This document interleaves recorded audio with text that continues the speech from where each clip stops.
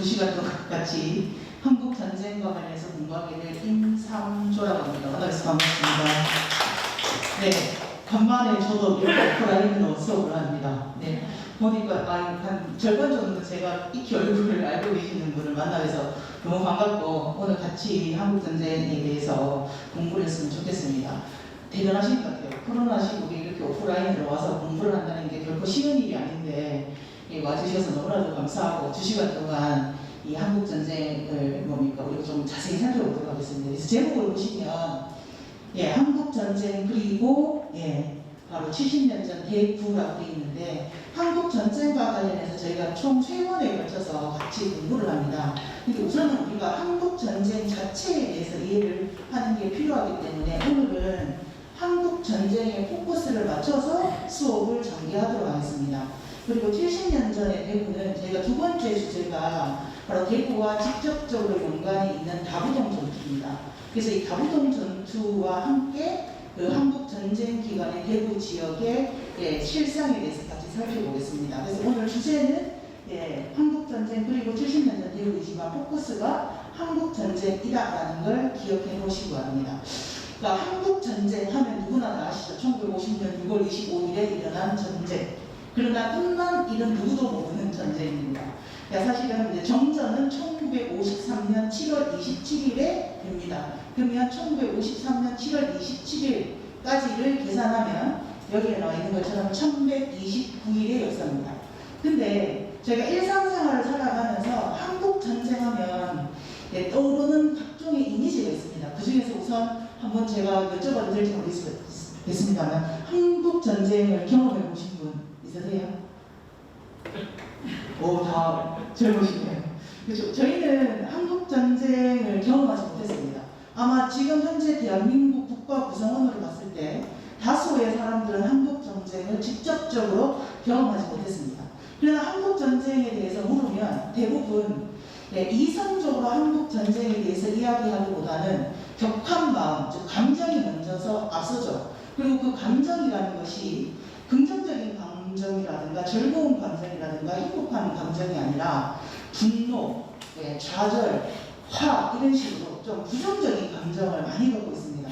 이 전쟁이 가지는 일반인에게 미치는 특히 직간접적인 영향 중에 가장 중요한 것이 바로 이런 부정적인 감정이라고 볼 수 있습니다. 자, 그런 부정적인 감정의 가장 결정적인 의미는 여기와 같은 이런 사진에서 나타나죠. 바로 자신의 가까운 사람이 바로 자신의 의지와 상관없이 사라져버리는 것입니다. 그럼 과연 우리는 이렇게 한국 전쟁을 부정적으로만 인식하는 것이 21세기를 사는 우리에게 필요한 것인가? 우리가 한번 고민해 볼 필요가 있습니다. 그래서 제가 오늘 주제를 3개를 준비했습니다. 첫 번째는 전쟁은 예정되었다. 두 번째 3년 1개월 2일.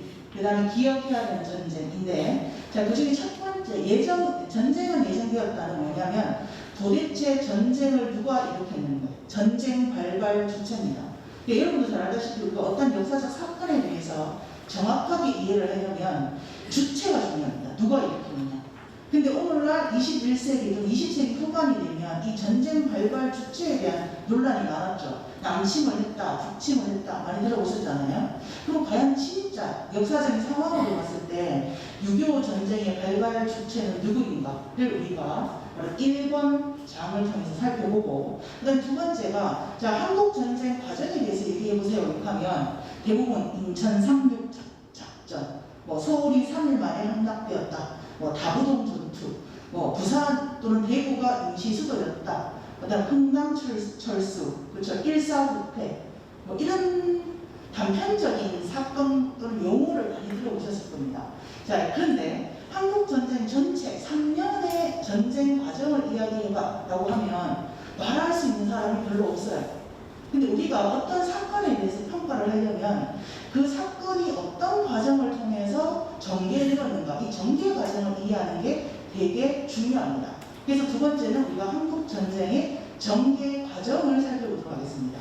근데 제가 한국 전쟁의 전개 과정이라고 적지 않고 이렇게 3년 1개월 2일이라고 적은 이유는 적어도 오늘 수업이 끝나고 나면 한국 전쟁에 걸린 총 소요 기간이 필요가 있지 않겠나라는 생각을 합니다. 사실 우리가 역사는 사라지는 게 정답이에요. 근데 그 사라지는 역사 중에서 사람들이 선택을 해서 기억하는 거죠. 그걸 우리가 알고 있는 일반적으로 역사 공부를 할 때 그 역사입니다.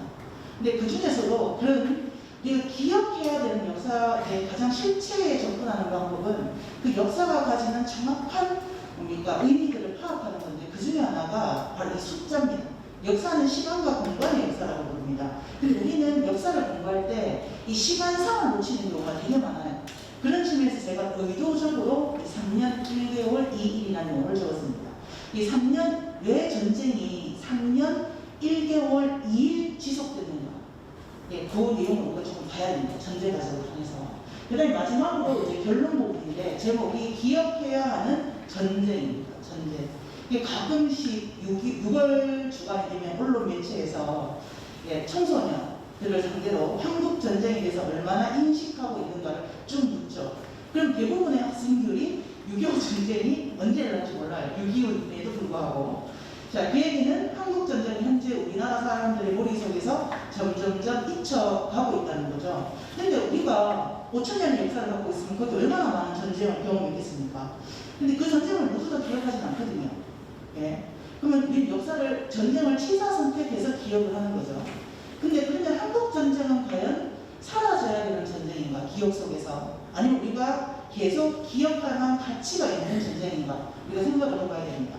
그리고 특히 우리는 이 6.25 전쟁은 한국 전쟁은 20세기에 일어난 전쟁이잖아요. 근데 우리는 지금 21세기를 살고 있습니다.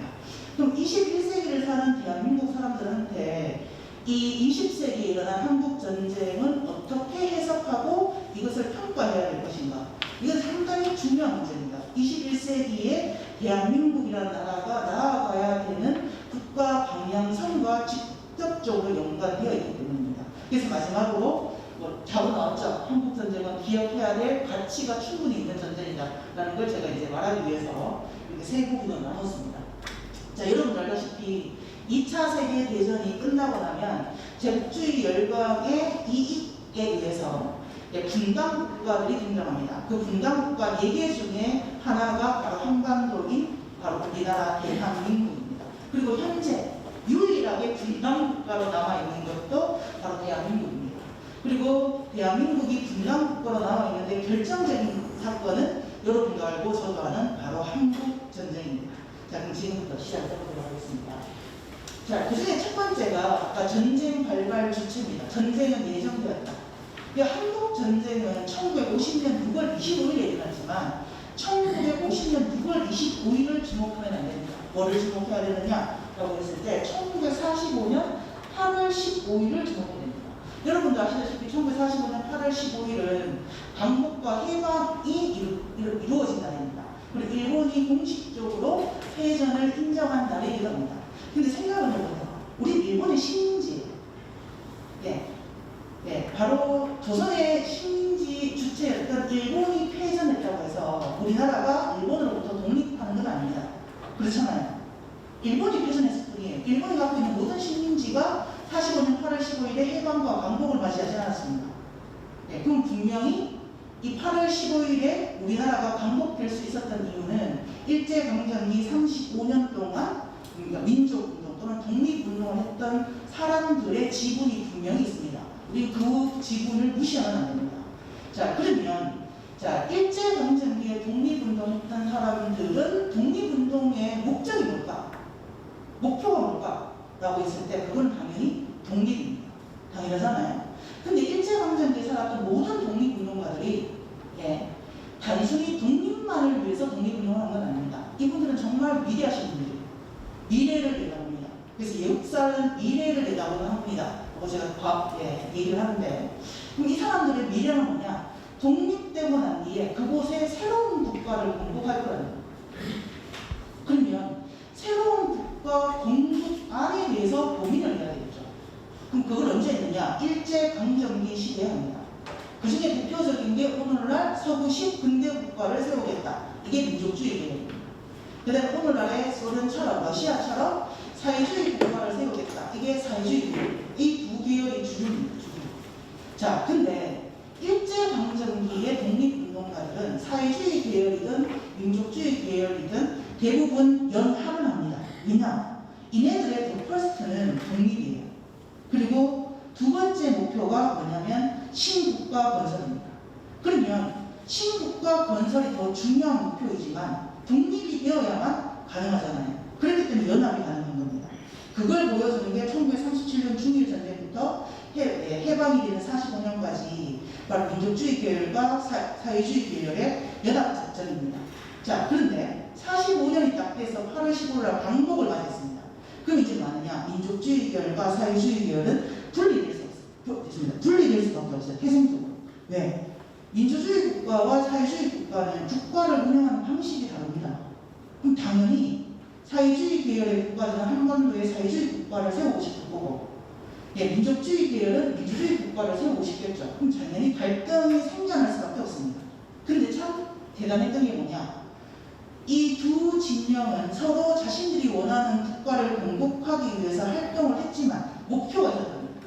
그거는 뭐냐? 자신들의 이념을 실현할 국가를 통일된 한반도에 세우는 겁니다. 나라를 분단해서 세우는 게 아니고 한반도 안에서 세운다는 생각을 명확했습니다. 이걸 까먹어 사람들.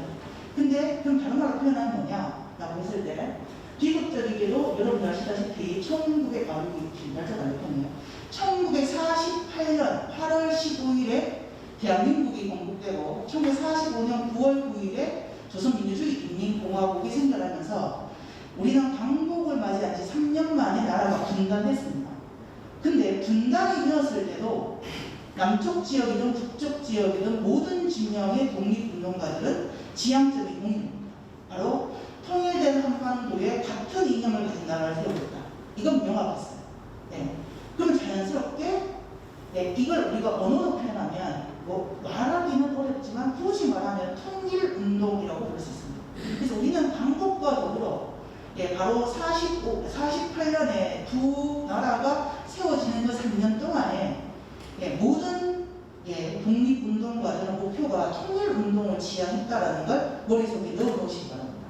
그리고 그것이 비록 이념 충돌로 이어졌지만 통일을 했다는 걸 꼭 기억을 해보시고, 그리고 그 통일이 비극적이게도 전쟁으로 나타납니다. 그 전쟁이 바로 한국전쟁입니다. 근데 그 걸린 기간이 무려 몇 년이냐면 2년입니다. 여기 지금 안 적혀져 있는데 48년부터니까 2년입니다. 그럼 이제 우리는 이 길게 보면 5년이고 짧게 보면 2년이죠. 그러면 한반도에 있는 사람들은 어떻게 한반도에 통일된 국가를 세우려고 했는가 한번 보도록 하겠습니다. 자, 그래서 제가 제목을 보시면 남북한 모두 통일 국가를 꿈꾸다 이렇게 되죠. 자, 대부분 한국전쟁은 언제 일어났어요? 하면 6월 25일. 뭐 어떻게 일어났어요? 하면 북한이 갑자기 쳐들어왔다 이렇게 얘기합니다. 그렇잖아요. 뭐 북한이 갑자기 쳐들어왔다 이 생각을 하면 무슨 생각이 드느냐? 북한이 우발적으로 쳐들어왔나? 이런 생각이 듭니다. 그럼 50년에 갑자기 통일을 해야 되겠다는 마음을 먹고 쳐들어왔나? 이런 생각을 합니다. 근데 아까 말씀드린 것처럼 우리는 해방 광복이 된과 동시에 통일 국가를 꿈꿨다라고 말씀드렸잖아요. 그리고 48년 두 개의 나라가 분단이 되고 난 뒤에 그 분단 국가의 최고 통치권자가 된 두 명 역시 통일 국가를 꿈꿨습니다. 그걸 보여주는 게 바로 이겁니다. 바로 여기 유명하신 분이죠. 이승만. 그 다음에 유명하신 분이죠. 김일성. 자, 둘 다 통일 국가를 꿈꿨습니다. 그리고 둘 다 통일 국가를 이룩하는 방법도 똑같습니다. 전쟁입니다. 전쟁. 근데 그 중에서 이승만이 선택한 방법은 북침이었습니다. 즉 남한이 북한을 쳐들어가야 됩니다. 반면에 김일성은 반대죠. 남침입니다. 북한이 남쪽을 쳐들어와서 통일을 해야 된다는 겁니다. 근데 여기서 중요한 건 이승만의 북침은 실패로 끝났습니다. 우리는 한 번도 북한을 선제 공격해 본 적이 없습니다. 그리고 그게 국제적으로 확산되지도 않았습니다. 실패했죠. 자, 반면에 김일성의 남침은 성공했죠. 우리가. 그렇지 않습니까? 6월 25일 날 전쟁이 발발을 했고, 그렇죠. 7월 27일에 유엔군이 들어옴으로써 국제적으로 확산이 됐단 말이에요. 그럼 어떻게 보면은 성공한 것처럼 보이죠. 근데 결국은 중단되었죠. 그렇기 때문에 제가 뒤에다가 뭐를 했느냐, 물음표를 달았습니다. 자, 그럼 이제 우리는 의문을 가져요. 왜 이승만은 실패했을까? 왜 바로 김일성은 성공했을까? 우리 이 부분을 줍니다. 자, 아마 이 얘기는 잘 못 들어오셨을 거예요. 아마 이승만이 북침을 주장했다. 자, 그 내용 한번 보도록 하겠습니다. 기술을 보시면 실행이 미흡한 남한 이승만, 제가 해석을 못하겠습니다. 자, 1948년 8월 15일부터 이승만은 바로 뭐를 하느냐라고 했을 때 통일 국가를 지향하면서 남침을 가지십니다. 북침을 주장합니다. 여기 보시면 1948년 8월 15일 대통령 취임식입니다. 뒤에 보면 이렇게 표가 적혀져 있어요. 표가 여기 밑에 나와 있는 이겁니다. 북침이다 3천만, 통일이다 3천만. 그럼 결국에는 언어로 표현하면 예자 북침 통일을 하겠다라는 걸 바로 정부 소위 본인이 대통령 취임식이 되는 날 참여했습니다. 예. 자, 근데 자, 실패했다고 했잖아요. 그 실패한 이유가 실행이 미흡했기 때문인데, 자, 거기에 결정적인 이유가 있습니다. 자, 이승만이 북침이다라고 지금 남한 사람들을 선동하기 시작했단 말이에요. 자, 근데 여러분도 알다시피 1945년 8월 15일부터 3년간 남쪽 지역을 보니까 통치 관리한 건 미군입니다. 미군정청. 다 들어보셨죠? 근데 이 미군정청은 이승만의 북침에 대해서 어떤 반응을 보였느냐라고 했을 때, 자, 미국에 대해 일본의 식민지에 불과했던 한반도 조선은 우리가 생각하는 것만큼 그렇게 중요하게 인식되는 공간이 아닙니다. 이걸 우리는 까먹죠. 네. 그리고 이 식민지에 불과했던 조선에서 새로운 전쟁이 발발하기를 미국은 원하지 않아요. 네. 그런데 지금 남쪽 수장이 북침을 하겠다는 겁니다. 그럼 뭘 해야 되겠어요? 미군의 입장에서는 북침을 못하도록 시스템을 만들어야 되겠죠. 근데 여러분 알다시피 전쟁에서 제일 중요한 건 군인이 아니죠. 이제 2차 세계대전이 되면 1차 세계대전 이유가 되면 바로 뭐냐라고 했을 때 최첨단 무기입니다. 그럼 어떻게 하면 되겠어요? 남한군의 최첨단 무기를 안 주면 되죠. 그럼 이 당시에 최첨단 무기는 뭐냐? 세 가지죠. 첫 번째 미사일, 두 번째가 전차, 탱크, 마지막이 비행기입니다. 이런 것들을 안 주면 전쟁을 하기가 불가능이 되겠죠. 그렇다고 남쪽 지역에 군수공장이 있는 것도 아니기 때문에 무기를 제조해서 북침을 하는 건 불가능합니다. 그래서 48년 8월 15일 이후에 미군은 한반도에 갖다 나왔던 이런 주력 무기들을 하나하나씩 빼기 시작해요. 그러면 자연스럽게 남쪽 지역에서는 전쟁 준비를 하기가 어려워진 상황입니다. 그렇죠? 그런 상태에서 엄청난 사건이 터졌습니다. 그 사건이 뭐냐? 바로 이겁니다. 49년 6월 29일에 미국이 남한에서 철수했습니다. 그럼 이제 전쟁이 일어나면, 자, 북쪽 지역에는 북한군과, 그쵸? 서쪽에는 중국군과, 그 다음에 두만강 지역에서는 러시아군이 있단 말이에요. 그럼 남한군과 세계국가가 3대1로 전쟁을 해야 합니다. 그러면 전쟁에서 승리할 가능성은 너무하죠. 네. 그러면 이승만이 아무리 국가 건국 초기에 북침 정책을 하고자 했으나 그 북침을 뒷받침할 수 있는 제도나 시스템이 없었기 때문에 바로 전쟁을 일으키지 못했다는 거예요. 그래서 뭐가 터지느냐? 1950년 바로 한국전쟁이 발발하게 되는 겁니다.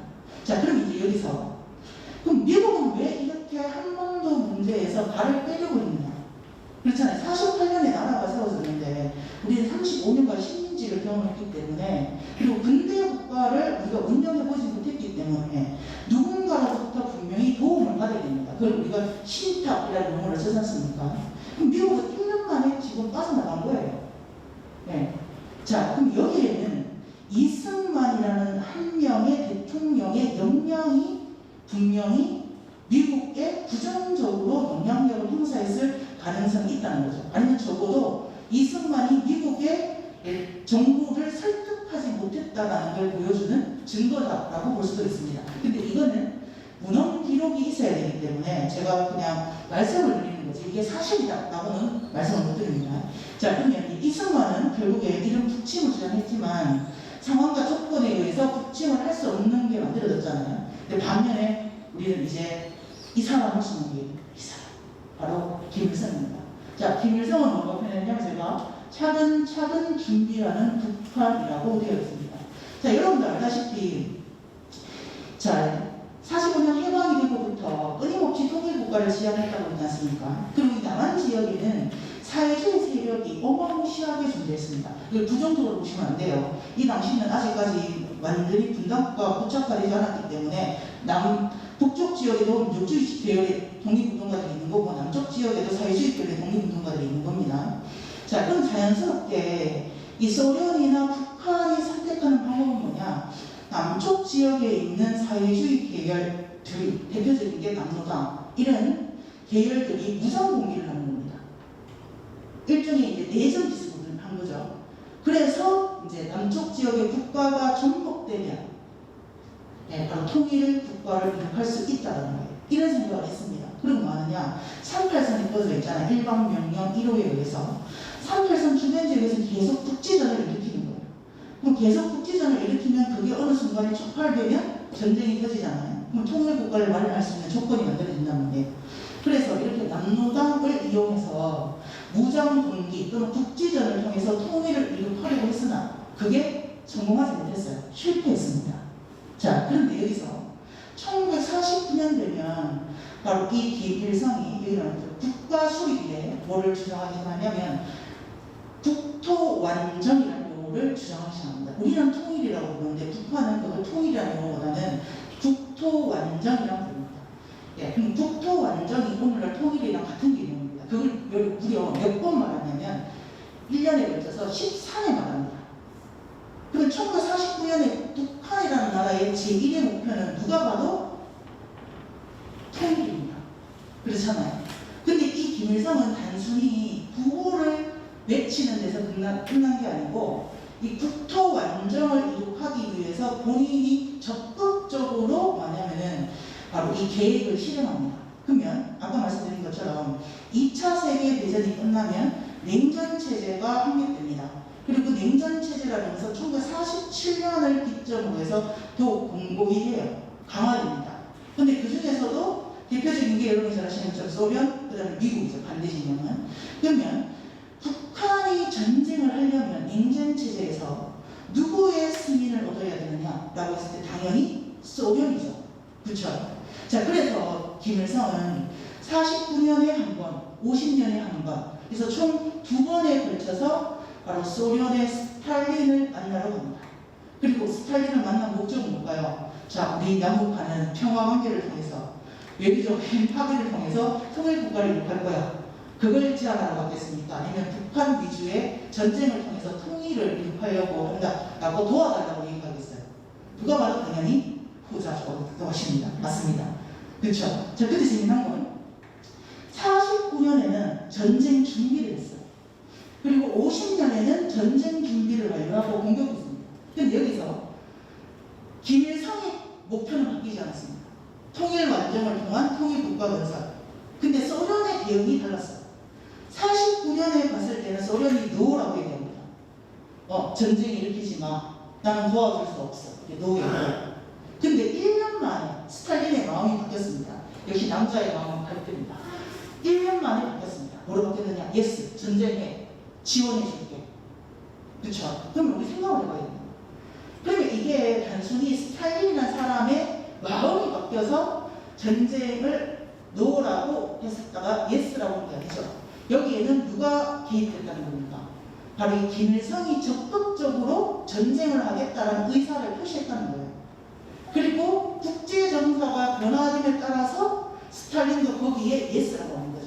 그래서 제가 봤을 때 프로테이지로 따지면 이 스탈린보다는 김일성의 적극적인 노력이 한국 전쟁의 발발의 원인이 되었다라고 저는 봅니다. 그런 측면에서 보면 북한은 어쨌든 차근차근 전쟁 준비를 하고 있었잖아요. 근데 여러분, 들어오셨잖아요. 발 없는 말이 천리를 한다. 그렇죠? 그러면 김일성이가 스탈린을 만나러 가면 당연히 못 타고 갔겠습니까? 기차 타고 가시면 될 거 아니에요? 못 타고 갔겠습니까? 비행기 타고 갈 거 아니에요? 그럼 미국이 몰랐을까요? 중국이 몰랐을까요? 이승만이 몰랐을까요? 당연히 알았겠죠. 그렇죠? 이걸 우리가 생각을 해요. 근데 왜 자유진영의 국가들은 이승만과 스탈린의 회담의 시기나 내용에 대해서 충분히 인지를 했을 가능성이 높은데 거기에 대해서 적극적으로 대응하지 않았을까? 그건 우리가 한번 생각을 해볼 필요가 있습니다. 그 얘기는 넥스트 잠시 뒤에 말씀드리도록 하겠습니다. 자, 그러면 봅시다. 우선 49년 상황부터 보도록 하겠습니다. 49년. 자, 1949년에 바로 죄송해요. 제가 가끔씩 장기 기억 상식적이자 가지고 단어를 바꿨습니다. 김일성. 1949년에 김일성이 스탈린을 만나러 왔을 때는 설득이 실패했다고 했잖아요. 설득이 실패한 내용이 여기 나와 있습니다. 여기 보시면. 한국은 중국 아시아에서 매우 중요한 전략적 위치를 차지하고 있다. 그 뒤가 중요합니다. 한 채의 땅도 양보할 수 없을 만큼 중요하진 않다. 전략상 충직이지만, 그쵸? 그 땅 한 평을 남한에 빼앗겨도 우리 소련은 크게 문제가 될 게 없다는 거죠. 그러니까 당연히 스탈린의 입장에서는 뭐 할 수밖에 없는 거예요. 전쟁을 노라고 얘기할 수밖에 없는 겁니다. 근데 사실은 이거는 표면적인 대응입니다. 표면적으로는 노라고 얘기했어요. 노.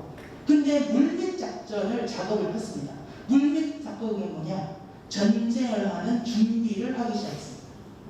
근데 이걸 우리가 알아요. 그래서 표면적으로는 노, 그러나 물밑에서는 예스입니다. 그 물밑에서는 예스였다는 증거가 뭐냐라고 했을 때 웃기죠? 노라고 했는데 보시면 12일 뒤에, 그렇죠? 20일까지 했었잖아요. 그러면 김일성과 스탈린이 합의를 한 거죠. 뭐를 했느냐? 조소 군사 비밀 협정을 체결합니다. 조소 군사 비밀 협정의 내용은 뭐냐? 야, 전쟁하면 첨단 무기 필요하지. 우리 탱크 줄게. 우리 비행기 줄게. 그래서 군사력 동원해 줄게. 이 내용입니다. 그 얘기는 뭐예요? 북한이 언제든지 전쟁을 하면 그 전쟁에 소련이 우방국으로 참전하겠다라는 게 여기 나와 있는 조소 군사 비밀 협정을 체결한 겁니다. 자, 그 다음에 또 하나 우리가 주목해야 되는 게, 자, 1949년 12월입니다. 그래서 제가 말씀드린 게, 지금 제가 제 PPT를 보시면 날짜가 엄청 많죠? 그쵸? 이 현대사, 근대사는 하루가 다르게 이 역사적인 상황과 조건이 급변합니다. 그래서 뭐를 주목해야 되냐면, 날짜를 주목해야 돼요, 날짜. 사실 조선사나 고려사는 이렇게 개별 날짜를 막 중요하게 생각할 필요는 없습니다. 근데 근현대사는 매일이, 그리고 그 매일과 매일 사이의 기간이 얼마인가가 되게 중요합니다. 그래서 우리가 현대사를 말 때는 기간을 되게 중요시 여깁니다. 그래서 제가 날짜를 많이 적어놨는데, 자, 여기 보시면 12월인데 여기에 지금 중소동맹조약을 체결합니다. 이거 보시면 이 사람이 그 유명한 마오쩌둥, 이분이 그 유명한 스탈린이지 않습니까? 내용이 뭐냐? 야, 북한이 곧 있으면 한국전쟁을 일으키는데 중국 너네도 참전해, 이겁니다. 그럼 결국에는 49년 12월이 되면, 자, 언젠가는 한반도에서 국토 완성을 위한 전쟁을 일으키기로 세계 국가가 결정을 내립니다. 이걸 우리가 주목해야 됩니다. 그래서 한국 전쟁은 아까 예정되어 있었다고 했잖아요. 그 예정은 바로 직접적으로는 1949년이었다라고 생각합니다. 근데 중요한 건 왜 49년 12월일까? 그냥 이해가 없습니다. 바로 마오쩌둥이 1949년 10월 국민당을 몰아내고 드디어 중화인민공화국을 건국했습니다. 10월달. 그러면 바로 중국의 사회주의 국가가 수립되고 난 뒤에 2달 만에 지금 중국과 소련이 동맹을 맺었다는 겁니다. 자, 그러면 이제 1949년에 이렇게 전쟁 준비에 이제 겉모습은 노지만 실질적으로는 예스가 이루어지고 있는 거죠. 자, 그런 상태에서 이제 1950년을 보시기 바랍니다. 1950년은 정말 중요합니다. 자, 그러면 1950년에 보시면 바로 김일성이 두 번째로 참전합니다. 그리고 다시 이제 남침을 이제 부탁합니다. 요청했죠. 그때는 뭐냐면 바로 스탈린이 한 달 뒤에 예스라고 결정했어요. 그렇죠? 여기 보시면 3월 달에 노라고 했지 않습니까? 4월 달에 예스라고 했죠. 그러면 13개월 만에 공식적으로 스탈린은 바로 남침을 승인하게 된 겁니다. 자, 그러면 이제 4월 달부터 이제 뭐를 하겠습니까? 본격적으로 전쟁 준비를 북한은 하기 시작한 겁니다. 네. 자, 그 상태에서 5월 달에 마오쩌둥의 남침을 동의하였습니다. 그래서 우리가 제가 옛날에는 한국 전쟁의 성격을 이제 어떻게 규정할 것이냐, 이게 역사학에서 하나의 그 화두였습니다. 화두. 근데 그 역사학에서 전쟁의 성격을 규정하는 게 뭐냐면 용어입니다. 용어. 그래서 여러분 한국 전쟁 하면 뭐 6.25 전쟁, 그럼 6.25 동락 이런 용어 많이 들어보셨잖아요. 근데 이제 오늘 가장 많이 쓰는 게 두 가지입니다. 하나는 6.25 전쟁, 그리고 또 하나는 그냥 한국 전쟁입니다. 그래서 저도 이게 과연 국제전이었을까? 라는 생각을 했어요. 사실 뭐 유해군이 참전하긴 했지만 주력군은 미군이었고 북쪽 지역에서도 주군은 사실 중국군이지 않습니까? 그래서 저도 그냥 좁은 의미로 봤을 때 6.25 전쟁이라는 용어가 맞고 이걸 예전으로 가야 되지 않을까라는 생각을 했어요. 근데 최근에 와서는 그 생각을 확 바꿨습니다. 그래서 이 6월 25일에 일어난 전쟁은 6.25 전쟁보다는 한국 전쟁, 즉 국제전이다라고 규정하는 것이 그 시대에 일어난 전쟁의 실상을 정확하게 나타내는 용어가 아닐까라는 생각을 하게 되었습니다. 그 결정적인 이유가 바로 49년과 50년에 바로 미국과 소련이 북한군과 함께 남쪽 지역에 전쟁을 일으켜서 통일국가를 통해서 사회주의 국가를 건설하겠다는 걸 보여주는 이러한 진행 과정입니다. 자, 그 다음에 드디어 전자날이었습니다. 6월 16일에 스탈린이 자, 6월 25일에 전쟁을 해 라고 날짜를 정해줬습니다. 그리고 바로 북한군은 6월 25일에 드디어 한국 전쟁을 일으켰습니다. 자, 그러면 이제 똑같은 내용인데 보시는 것처럼 49년에는 거부했다가 50년에는 뭐합니까? 결정을 해야 되지 않습니까? 그 다음에 실제 전쟁 준비를 하고 있었다라고 보는데 이게 보시면 이제 거부한 사유에 나와요. 되게 웃깁니다. 자, 보시면 남침을 거부한 사유가 북한 인민군은 남조선 군대보다 압도적으로 우월하지 못하다. 이건 진짜냐? 라고 했을 때 그렇지 않죠. 48년 남북한 정부가 수립되었을 당시에 군사력을 비교하면 북한이 우세합니다. 가장 결정적인 이유가 뭐냐라고 했을 때 북한군의 주력 부대는 1930년대, 40년대 중국 본토와 만주 지역에서 독립운동을 했던 독립군 부대들로 구성되어 있어요. 그걸 이끌었던 인물이 여러분이 아시는 유명한 독립운동가 김두공이죠. 그래서 실제로 한국전쟁을 일으켰을 때 그 주력 부대는 바로 만주 지역에서 독립운동하던 독립군 부대입니다. 근데 남쪽 지역은 달라요. 여러분들 알다시피 자, 우리가 독립운동을 하려면 무장투쟁을 해야 되잖아요. 또 무장투쟁을 하려면 당연히 군대가 있어야 됩니다. 부대가 있어야 되고. 그래서 우리가 지금 한중 관계가 상당히 나쁘지만 중국 일제강점기에 우리나라 사람들이 독립운동하는데 큰 도움을 준 건 누구냐? 중국의 국민당 정부입니다. 그 중국 국민당 정부가 준 가장 큰 혜택이 뭐냐면 바로 한국 군대 창설을 허락해줬다는 겁니다. 이게 상식적으로 생각을 해보세요. 오키나와가 독립운동을 하고 있습니다. 오키나와의 독립운동가들이 한국에 왔어요. 그래서 한국에 와서 일본으로부터 나라를 독립시키기 위해서 군대를 만들어서 군사훈련을 하고 그 다음에 일본군을 상대로 전쟁을 한다고 생각했어요. 우리나라에 입장에서. 그러면 군대 만들라 라고 얘기할 수 있겠습니까? 불가능하죠. 근데 중국 정부가 그걸 허용해 줬어요. 국민당 정부가. 그래서 여러분이 잘 아시는 것처럼 대한민국 임시정부가 1941년에 한국 광복군이 창설되잖아요. 그리고 우리 한국 광복군이 창설되었구나 이렇게 생각하지만 그 한국 광복군이 우리나라 땅에서 창설된 게 아닙니다. 바로 중국 영토에서 창설된 겁니다. 그럼 다른 말로 하면 해방이 되고 나면 한국 광복군 소속의 독립운동가들도 한반도로 이제 돌아오겠죠. 그렇죠? 근데 우리 미군은 그 사람들을 독립된 그걸로 체제를 형성하지 않았어요. 그러니까 개별 자격으로 전부 다 오도록 했기 때문에 이 사람들은 일제강점기에는 직업이 독립운동가이면서 군인이었지만 해방이 되고 한국에 왔을 때 그냥 일제 개인이 군인이 아닙니다. 그러니까 당연히 수십 년에 걸쳐서 항일 운동을 했던 전쟁 경험이 풍부한 사람들에 의해서 만들어진 군대가 있는 나라와 그게 해체당하고 새롭게 징집된 사람들에 의해서 만들어진 군대가 싸우면 누가 봐도 당연히 전자가 훨씬 더 전쟁을 수월하게 그리고 승리로 이끌 가능성이 높죠. 예, 그런 측면에서 이런 것들은 일종의 표면적인 이유다라고 보시면 됩니다. 그 다음에 두 번째가 미군이 개입할 것이다. 그렇죠? 그 다음에 미국과 소련은 미소협정을 맺었는데 만약에 전쟁을 일으키면 우리가 미국이 전쟁에 개입할 수 있는 요인이 되니까 우리는 전쟁에 참전하기를 가졌고 전쟁이 일어나기 원하지 않는다라고 얘기했습니다. 실제로 1949년에 소련이 전쟁을 노라고 하게 되는 결정적인 요인은 미군의 개입입니다. 미군의 개입. 네. 근데 미군의 개입이 사라졌죠. 왜냐? 49년 6월 19일에 미군이 한반도에서 공식적으로 모두 다 나갔기 때문에.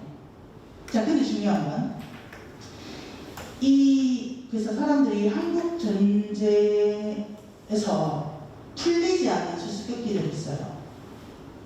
그 중에 하나가 뭐냐라고 했을 때 한국 전쟁이 터지면 분명히 미군이 전쟁에 개입할 가능성이 높은데 왜 스탈린과 그 다음에 김일성은 그럼에도 불구하고 전쟁을 일으켰을까라고 했을 때 두 명은 미군이 전쟁에 개입하지 않을 거라고 확신했습니다. 왜 확신했느냐? 우리가 이따 볼 건데 하나는 한반도에서 미군 철수고 또 하나는 바로 극동 방위선에서 한국이 빠집니다. 일명 에치슨 라인이라는 걸 통해서. 그럼 또 하나는 뭐냐라고 했을 때 바로 1949년 8월 달에 소련이 세계에서 두 번째로 원자폭 폭탄을 드디어 제조하게 됐습니다. 그러니까 미군이 전쟁에 개입하면 우리도 원자폭탄을 이용해서 쏘면 된다는 거예요. 우방국가. 이때 미국이 우방국가입니다.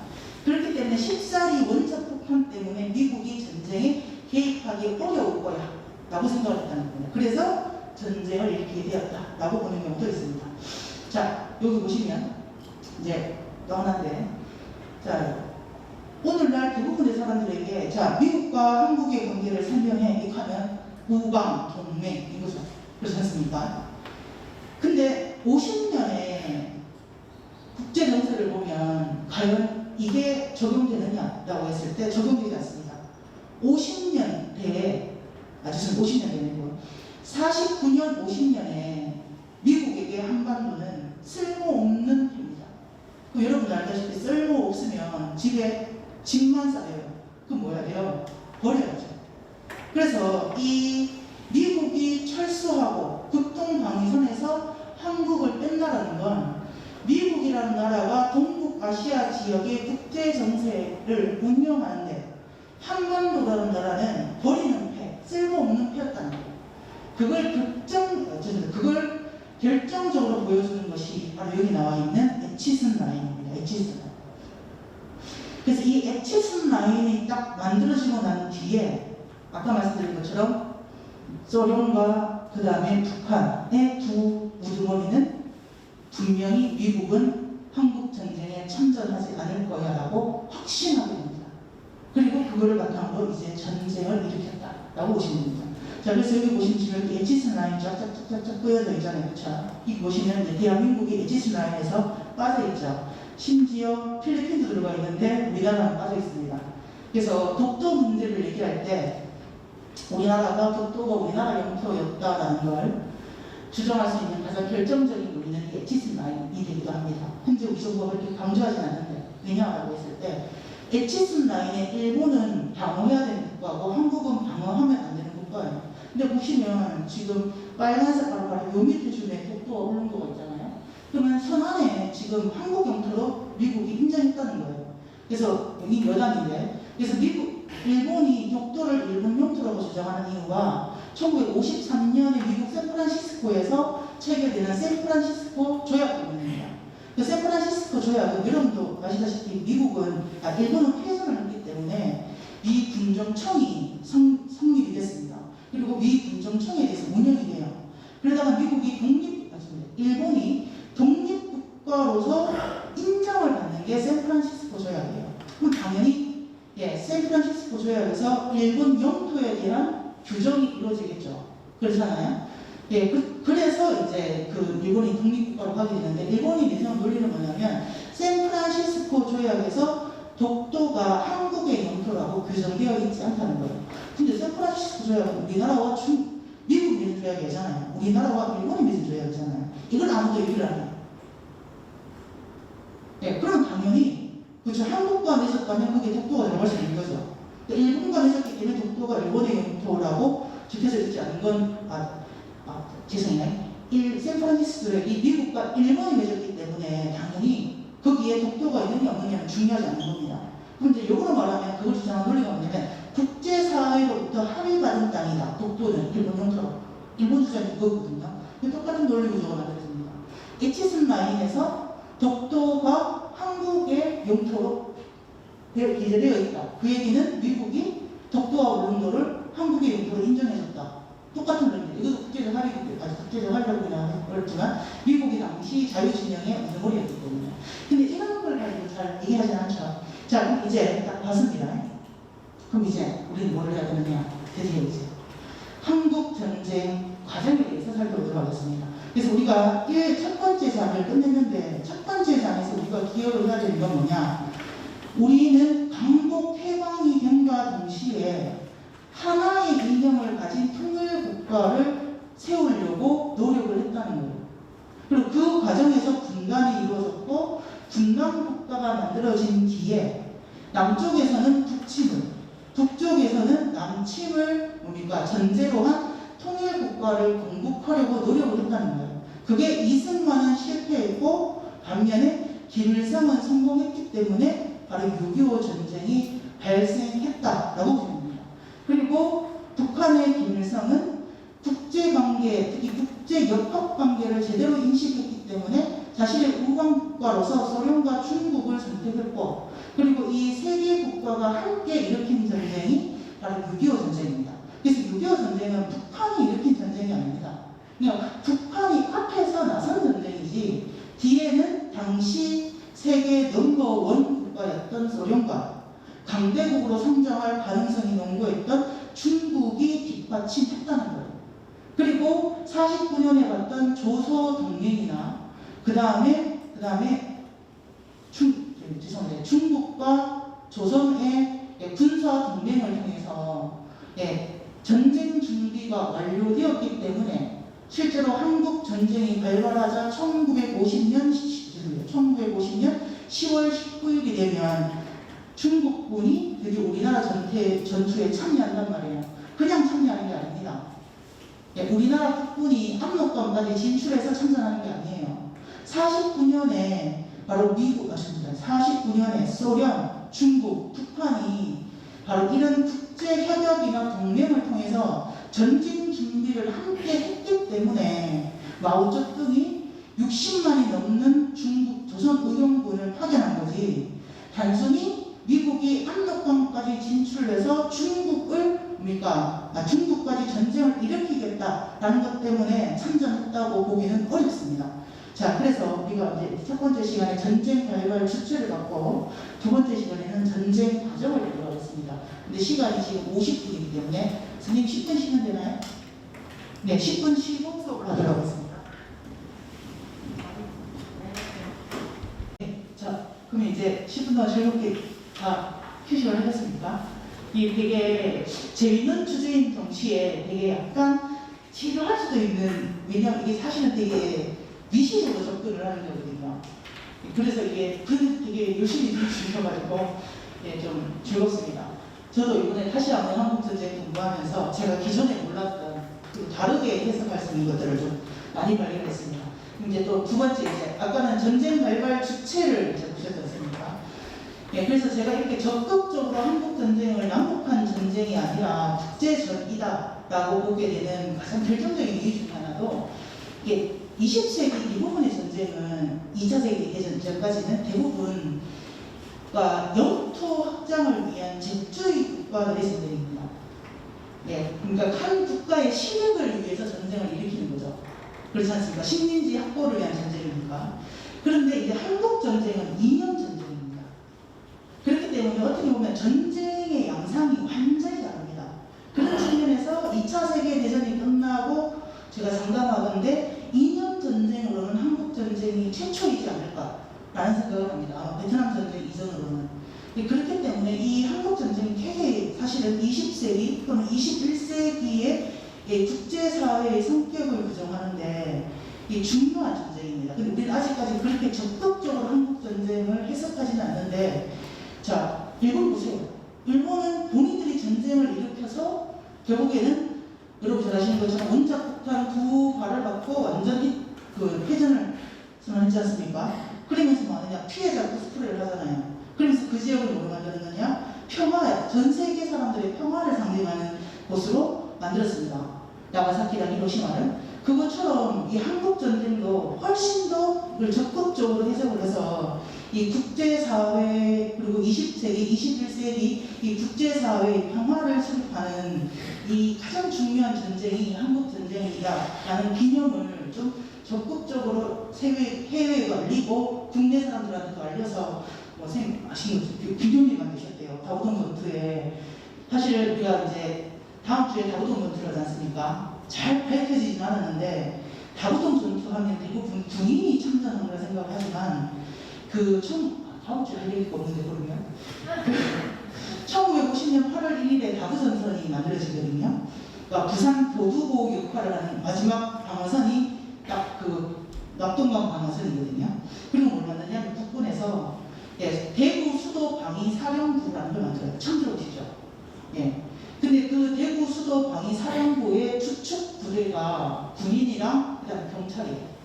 그래서 전국에 있는 모든 경찰을 들고 와서 이 소위 말하는 낙동강 전선에 배치를 합니다. 근데 그 중에서도 이 다부동 전선에는 경기도, 서울 출신의 경찰들이 군인과 함께 많이 배치돼요. 근데 다부동 전투는 10명 나가면 7명이 죽어요. 살상력이 엄청나게 높은 전쟁이죠. 그런 점에서 보면 경찰관들 정말 국가를 위해서 많이 희생을 하셨는데 상대적으로 지금까지는 그런 부분이 부각이 안 됐거든요. 근데 기념비를 만드셨대요. 대단하신 분이에요, 사실. 근데 그런 비를 되게 많이 만들어야 된다고 저는 생각합니다. 그런 돈은 아까운 돈이 아닙니다. 몇 천만 원 들어도. 최근에 대구에서 우리 시장님이 되게 잘하시는 정책 중에 하나가 대구를 국가보훈의 도시로 만들어야 된다고 해서 이 국가보훈과 관련된 정책들을 되게 많이 하세요. 그래서 그 과정의 일환으로 뭘 하느냐면 일제강점기 독립운동, 그 다음에 한국전쟁, 그 다음에 베트남 전쟁, 이런 각종 전쟁이 있지 않습니까? 전쟁에서 희생하신 분들을 기념하는 비를 구 단위로 되게 많이 만드시고 계세요. 그런 측면에서 저는 되게 좋은 정책이라고 생각을 합니다. 적어도 기념비가 만들어진다는 것은 그 시대에 살았던 사람들이 그걸 중요하게 생각하고 호세에 남길 가치가 있다고 생각되는 것들을 전부 다 기념비로 세우잖아요. 그럼 언젠가는 그런 것들이 하나로 연결돼서 대구 지역의 또 다른 특성이, 소위 말하는 정체성이 드러나는 거죠. 그런 측면에서 되게 좋은 작업을 하시는 겁니다. 자, 그럼 이제 다시 들어와서 이제 한국, 한 시간, 여러분 아시다시피 제가 뭘 끝내는 해온 걸 한 시간에, 뭘 준비를 하면 2시간에 못 끝내는 게 저의 스타일입니다. 그래서 오늘 최대한 빨리 가서 다 끝내보도록 노력을 하겠습니다. 될지는 모르겠지만. 자, 그 중에서 우리가 아까 말씀드린 것처럼 한국전쟁은 1950년 6월 25일 시작해서 1953년 7월 27일에 끝났습니다. 3년 1년 2개월인데 3년 1년 2개월을 분석을 할 필요가 있어요. 그 분석을 딱 해보면 이게 총 몇 개로 나눠지냐면 저는 5개의 단계로 나눠서 한국 전쟁을 봐야 된다고 생각합니다. 그중에 첫째는 당연히 발발이죠. 되게 중요합니다. 그래서 여러분 알다시피 25일 오전 5시에 일어났습니다. 자, 그리고 난 뒤에 전쟁은 승자가 있으면 패자가 분명히 존재합니다. 그렇죠? 그러면 북한군이 일으켰는데 북한군이 한반도에서 예, 그 승전하는 시기가 과연 며칠일까 궁금하지 않으세요? 저만 궁금하네요. 그래서 제가 그럼 남한이 북한이 우세한 시기는 1950년 6월 25일부터 9월 14일, 9월 15일에 인천 상륙작전이 일어나기 때문에 그러면 딱 계산을 해보니까 며칠이냐면 82일. 82일 동안은 북한군이 우세해요. 자, 반면에 바로 인천 상륙작전을 기점으로 해서 예, 바로 12월 24일까지는 남한이 우세합니다. 왜냐라고 했을 때 바로 압록강까지 우리 한국 죄송합니다. 압록강까지 우리 국군과 유엔군이 진격해서 한국 영토로 만들었거든요. 그걸 하면은 101일입니다. 자, 그럼 왜 12월 24일일까? 거기에 이유가 있습니다. 바로 12월 25일에 흥남철수가 완료됩니다. 그러니까 흥남철수가 완료되었다는 건 북한 지역에 있던 국군과 유엔군이 전부 다 남한으로 예, 이전해 왔다는 거죠. 그렇기 때문에 예, 이 이후 딱 12월 24일까지 했습니다. 그럼 보시면 북한이 우세한 기간보다 남한이 우세한 기간이 약 20일 정도 더 많습니다. 자부심을 가지셔야 됩니다. 남한 거리도 우세합니다. 예. 그래서 보시면 여기에 3번이죠, 3번요. 그 보시면 그 북한의 영토, 부산 일대를 빼면 전부 다 우리나라고 했어요. 국군이 장악했습니다. 이 대단한 일입니다, 사실. 발발보다 더 중요한 건 저는 이 3번 라인이거든요. 국군과 유엔군이 진짜 통일을 할 만큼, 패권할 만큼 영토를 확장했다는 걸 보여주죠. 그리고 1950년 12월 25일부터 정전 국정 하루 전인 7월 26일까지 무려 946일, 즉 2년 동안 뭐를 했느냐? 바로 접전이었습니다. 접전. 그리고 대부분의 군인들이 사망한 시기는, 그리고 민간 학살이 자행되었던 시기는 바로 이 접전 시기라고 보시면 됩니다. 그리고 드디어 1953년 7월 27일에 정전 회담을 통해서 정전 협정이 체결되면서 분단 국가가 만들어지게 되는 거죠. 그럼 지금부터 이 과정을 자세히 살펴보도록 하겠습니다. 자, 그 중에 첫 번째로 우리가 알아야 되는 건 우리가 전쟁 발발 주체에서도 살펴봤다시피 이 한국 전쟁은 우발 전쟁이 아닙니다. 그리고 한두 달 계획한 전쟁이 아니에요. 그렇죠? 오랜 기간 동안 그렇죠? 북한, 소련, 그 다음에 중국이 서로 상호 합의를 통해서 언제든지 예, 바로 이 남침을 해서 국토 완정을 통한 사회주의 국가를 건국하겠다라는 게 바로 뭡니까? 한국 전쟁입니다. 그런 측면에서 자, 이 북한군이 또는 소련군이 얼마나 치밀하게 한국 전쟁을 준비했는가를 보여주는 게 이 선제 계획입니다. 여러분 보시면 깜짝 놀라실 겁니다. 벌써 철저한 준비라고 되어 있지 않습니까? 벌써 예상부터를 다 짜놨어요. 어떤 방법으로 한국의 최남단에 있는 부산을 점령할 것인가. 네, 보시면 자, 1단계는 우선 서울을 점령하는 거예요. 서울라인. 즉 여기에 파란색으로 표시된 부분이 있죠. 서울라인. 자, 그다음 두 번째 단계는 대전을 예, 접수하는 겁니다. 그리고 마지막은 뭐냐면 부산을 접수하는 겁니다. 접수. 근데 이게 바로 소련의 극비 문서에서 최근에 발견되었습니다. 그래서 우리가 북한과 소련 등이 이 전쟁을 미리 준비했다라는 걸 이제 깨닫게 되었다라고 보시면 되겠습니다. 자, 그런데 이게 되게 충격적인 건 뭐냐라고 했을 때, 그러면 북한을 비롯한 소련 중공군은 얼마 만에 한반도의 국토 완정을 이룩하려고 했을까? 기간입니다, 기간. 자, 보시면 서울 점령하는데 5일. 죄송한데 대구라고 되어 있죠. 대전도 좀 바꿔주시기 바랍니다. 대전은 대구하고 대전입니다. 대전 하는데 14일, 부산 하는데 10일입니다. 자, 그러면 5 더하기 14 더하기 10은 며칠일까요? 29일. 북한군은 한 달 만에 한반도 남쪽을 장악할 예, 전략을 짜고 내려왔다는 겁니다. 충격적이죠. 근데 아무도 이 얘기는 안 해요. 이게 중요한 겁니다. 철저하게 준비를 한 겁니다. 준비. 근데 전리의 행진이라는 일을 봤을 때 예, 왜군이 부산에 내려서 서울까지 가는데 걸린 기간은 28일이에요. 28일보다도 가깝습니다. 지금. 엄청나게 짧은 기간이거든요. 자, 그 다음에 부산은 없습니다. 왜냐하면 부산은 북한이 점령하지 못했기 때문에. 그럼 다른 말로 표현하면 북한이나 소련이 예상했던 것 보다 쉽게 빠른 시간 내에 바로 북한군이 남한 지역을 점령했다는 거예요. 그리고 그게 가능했다면 아까 말씀드린 것처럼 이런 철저한 사전 준비와 전략, 전술이 전부 다 일치했기 때문이다 라고 보시면 되겠습니다. 알겠죠? 자, 여기에 죄송합니다. 여기에 제가 해보고 적어놨을 겁니다. 이걸 계산을 바꿔주시면 됩니다. 오타를 드렸습니다. 자, 그러면 북한군은 이렇게 그쵸? 이렇게 1단계, 2단계, 3단계 이렇게 쭉 해가지고 단계를 낮춰가지고 이렇게 왔잖아요. 그러면 당연히 뭘 해야 되겠어요? 우리나라 국군이나 유엔군도 북한군의 공격에 대해서 방어를 해야 될 거 아닙니까? 근데 그 방어를 하시는 걸 딱 보면 똑같아요. 자, 보시면 한강 방어선, 서울 맞죠? 그 다음에 금강 방어선 뭐겠습니까? 대전.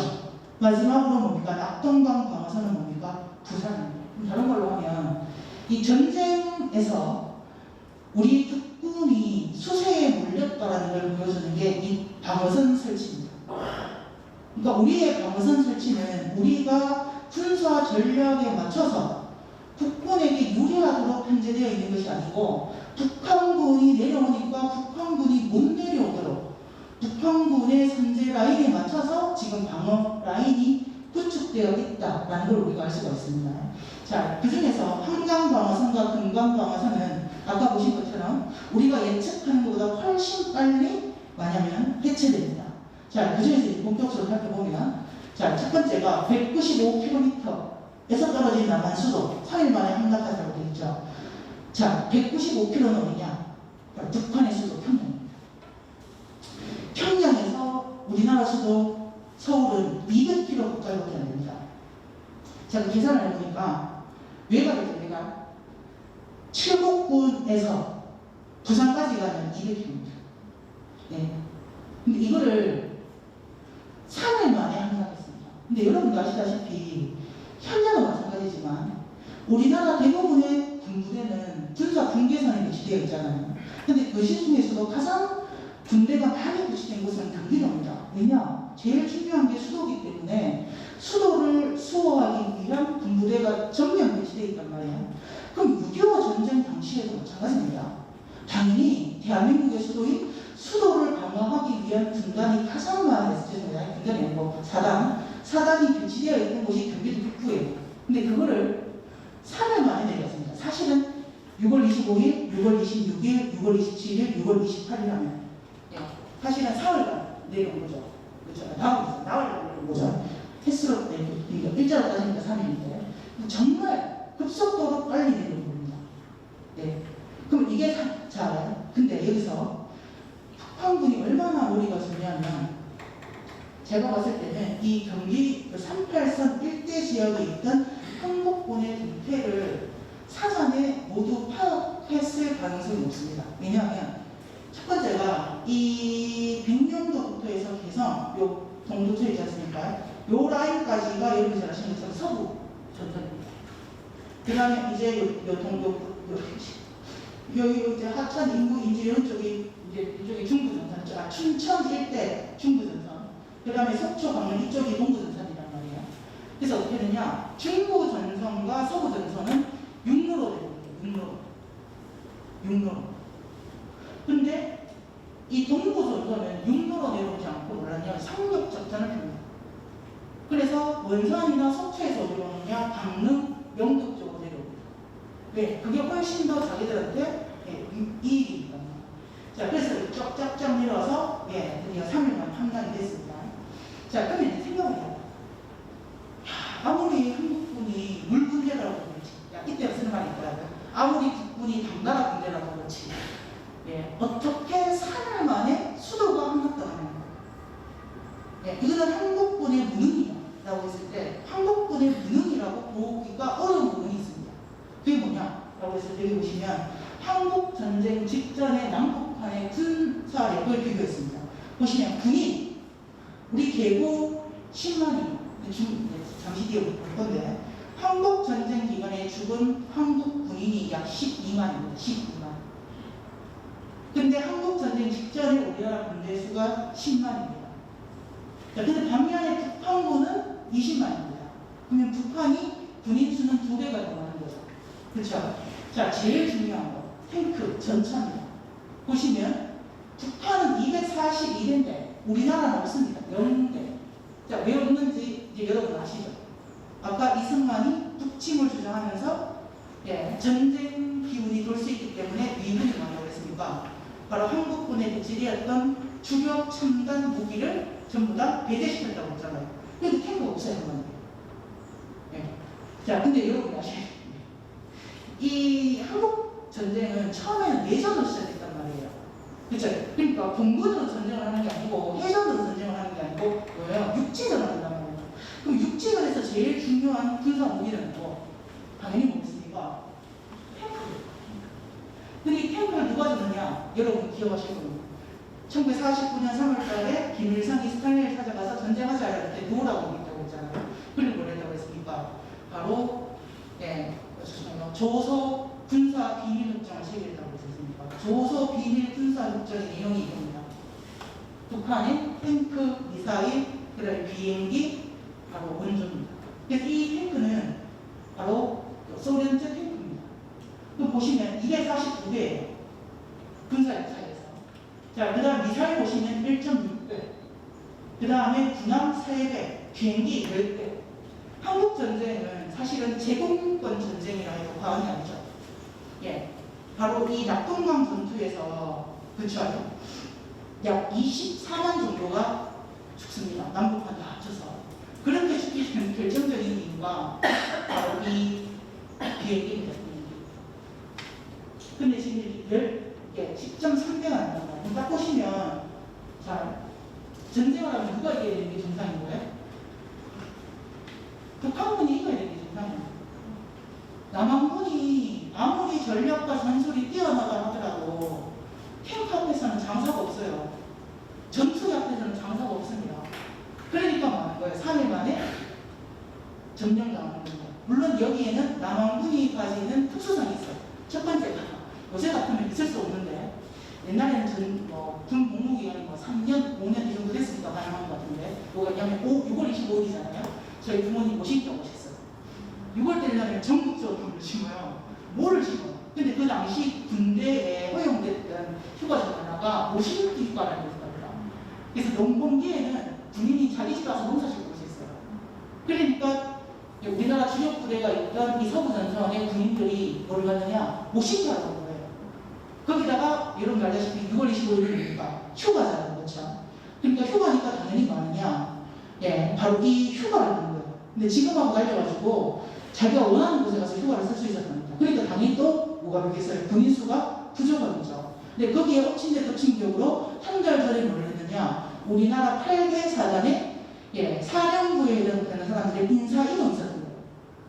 그러니까 아무리 뛰어난 명장이라 하더라도 자기가 지휘하던 부대가 아니고 새로운 사단이나 부대를 가면은 적응하는 시간이 필요한데 한 달 만에 전쟁이 터져버리니까 이 부대를 그리고 군인을 제대로 활용하기가 어려워지는 거죠. 그러니까 만다 3일 만에 함락당한 겁니다. 그래서 3일 만에 함락당한 걸 가지고 한국군의 무능이라고 보기는 어렵습니다. 실제로는 이거는 초창기에는 이길 수 없는 전쟁입니다. 그래서 여러분이 잘 아시는 것처럼 십자군 전쟁이 일어났을 때 유럽에 있는 십자군이 이긴 건 11번 전쟁 중에 한 번밖에 없어요. 그 한 번이 언제냐? 첫해. 계속 공격당했기 때문에 방어할 시스템이 없잖아요. 그래서 북군도 3일 만에 수도가 함락당했습니다. 그 다음 또 하나. 자, 그러면 북한군은 어떻게 탱크, 미사일, 군함, 비행기를 남한보다 더 많이 갖고 있을까? 그럼 그 사람들이 얘기합니다. 일제강점기에 군수공장이 대부분 북쪽 지역에 있었기 때문에 북한군이 만들었을 거예요. 여러분들 알다시피 제가 아까 항상 얘기했는데 최첨단 군사무기입니다. 최첨단. 지금도 최첨단이에요. 일제강점기에 저런 최첨단 군사무기를 만들 수 있는 국가는 식민지 국가가 아닙니다.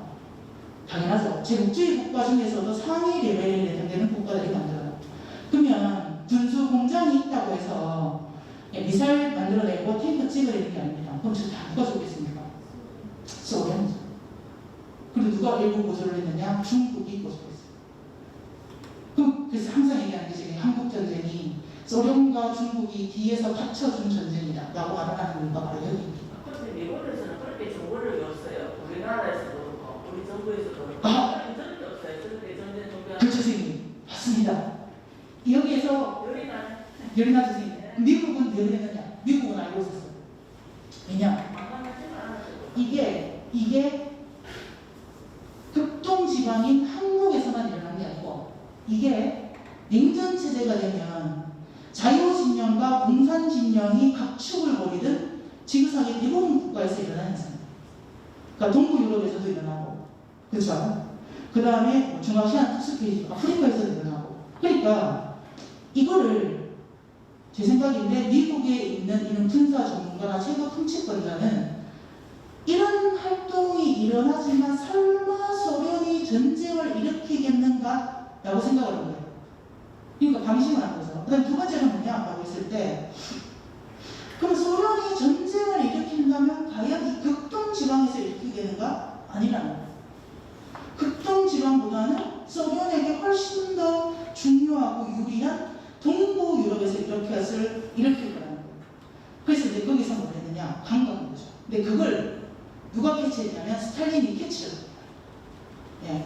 그래서 그걸 스탈린이 캐치를 했다라는 걸 보여준 게 뭐냐면 1950년 6월 29일 날 한국전쟁이 터지자 막바로 미국의 바로 대통령이 그걸 파악을 합니다. 그리고 뭐하냐? 6월 26일에 유엔 안보리를 드디어 열어요. 근데 그때 유엔 안보리에 누가 안 왔냐면 소련이 안 왔어요. 소련이 안 와서 6월 27일에 뭐 하느냐라고 했을 때 유엔군이 한국전에 공식적으로 참전하게 됩니다. 이거는 북한의 침략 전쟁이다. 그래서 자유주의를 수호하기 위해서 유엔 안보리 회원 국가들은 유엔군을 형성해서 한국전쟁에 참전한다. 근데 이게 가능했던 이유가 소련이 참전하지 않았기 때문입니다. 여러분도 잘 알다시피 안보리에서는 100% 동의해요. 우리나라가 G7에 못 가는 이유가 미국, 일본 때문이잖아요. 이 똑같은 논리입니다. G7은 이게 좀 G8이죠. 그렇죠? 그럼 이제 물었어요. 체코의 대통령이 스탈린한테 물었습니다. 네가 만약에 네가 유엔 안보리에 소련 대표를 내보냈으면 한국 전쟁이 이런 양상으로 흘러가지 않았을 거다. 한국 전쟁은 당시에 어떻게 국제사회에서 인지됐냐면 사회주의 진영이 바로 이 민주주의 진영을 쳐들어가는 전쟁. 그래서 이 도덕적으로 문제가 있는 진영으로 전쟁으로 규정되었습니다. 그러니까 체코 대통령이 소련 스탈린에게 항의를 한 거죠. 그러니까 내세운 논리가 뭐냐면 내가 그렇게 한 이유는 6.25 전쟁을 일으켜서 미국의 주력 부대를 한국 극동 지역에 묶어놓고 그걸 바탕으로 해서 다른 지역에서 바로 소련의 영향력, 공산주의의 영향력을 넓히고자 했다. 라고 본인이 얘기했어요. 물론 거기에 대해서 역사학자들마다 해석이 다릅니다. 근데 제가 봤을 때 그게 합리적인 개연성이 분명히 존재합니다. 왜냐? 한국전쟁은 소련이 대부분 군사력을 제공했지만 한국전쟁에서 소련은 거의 역할이 미진합니다. 그렇게 봤을 때 여러 가지 의견이 있는 거죠. 그리고 이제 뭐 100년 지나면 또 미국 측 비밀 문서가 오픈이 되면 또 이제 상황이 어떻게 또 달라질지 모르겠지만 지금으로 봤을 때는 그게 가장 합리적입니다. 그래서 전 세계 대부분의 냉전 체제가 있던 지역에서 이런 전쟁을 일으키기 위한 국지전을 일으키기 위한 양상들이 있었기 때문에 미국이 간과했을 가능성이 있다라고 보시면 되겠습니다. 자, 그럼 이제 본격적으로 보면 자, 두 번째 보시면 북한의 선제 타격대로 진행되라고 있지 않습니까? 6월 28일부터 8월 1일까지는 북한과 소련이 예상했던 선제 타격대로 전쟁이 흘러갑니다. 아까 보신 것처럼 서울, 대전, 북한군과 소련군이 예상했던 것보다 훨씬 빨리 전쟁에 전투지를 확보하지 않습니까? 자, 근데 그 중에서 우리가 주목해야 되는 게, 자, 그러면 미군은 언제 한국전에 투입되었을까? 이 부분을 우리가 좀 주목해야 됩니다. 근데 우리가 생각하는 것보다 훨씬 더 빨리 참전합니다. 그게 언제냐? 6월 29일입니다.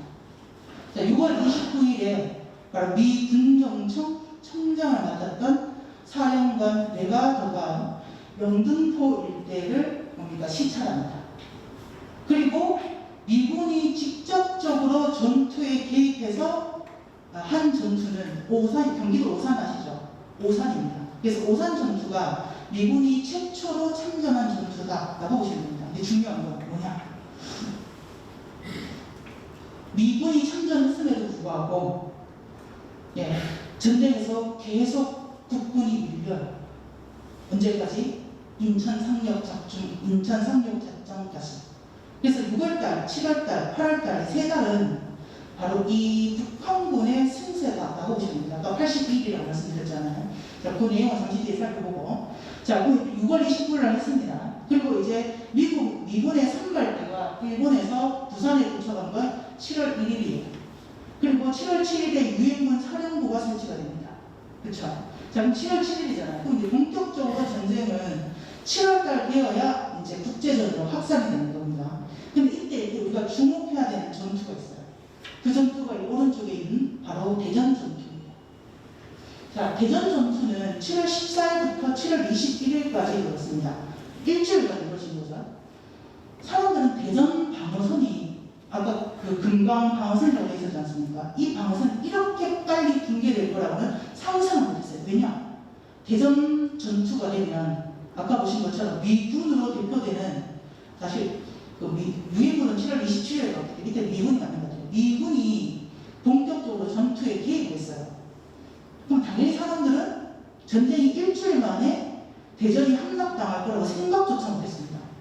근데 너무 빠른 시간 내에 대전이 함락되어 버립니다. 7월 22일에. 자, 그러니까 부랴부랴 우리의 이승만 대통령께서 7월 16일 날 대구로 옮겨옵니다. 그래서 대구 입장에서는 이 7월 16일이 되게 중요합니다.